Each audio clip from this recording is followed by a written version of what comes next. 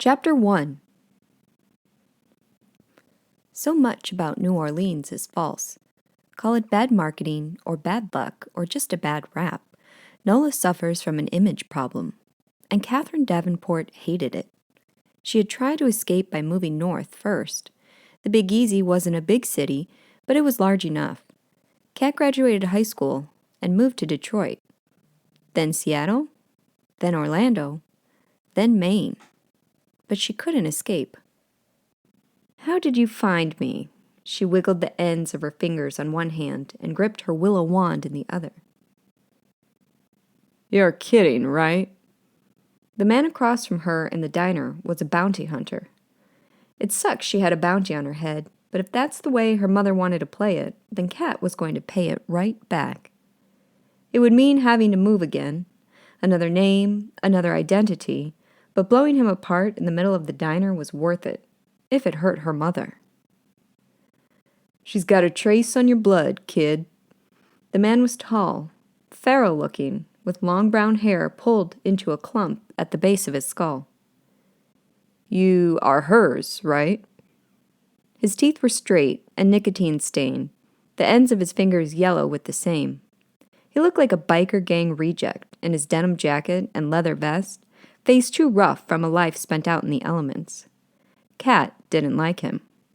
Didn't like his attitude or the fact that he found her. He was one in a long line of bounty hunters employed by her mother on a hunt for Cat. And she hated it. "Don't do anything stupid," he warned her.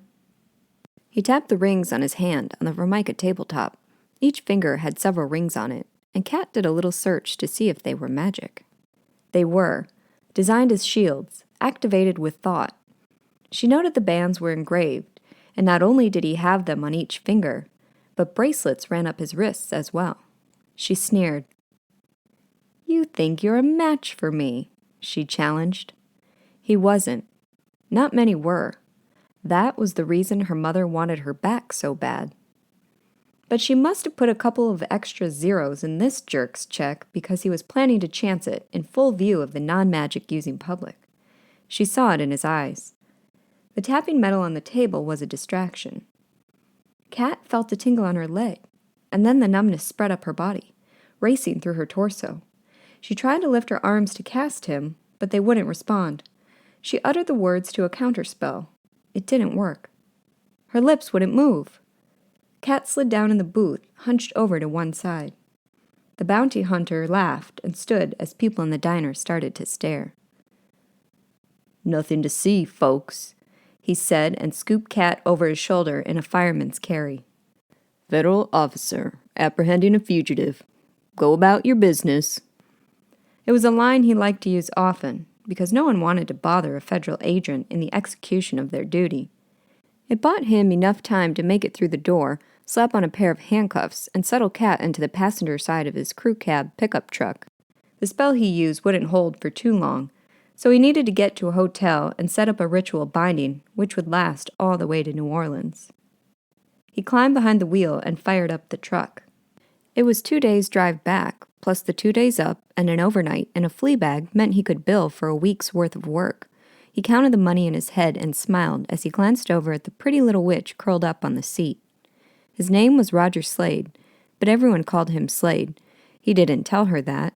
Cute little witch didn't know what she had coming for her, because her mama, in Slade's eyes, was one bad bitch of a witch, and she was pissed at her daughter. He pulled onto the freeway and headed south. He'd passed a couple of small coastal towns on the way up, and some flea bags barely operating in the off-season. The second or third one would do. That would give him time to put some miles on the day, and still get the ritual performed in time to keep her quiet and compliant for the long ride home. He wasn't going to delay any longer, though. He didn't want the mama witch pissed at him.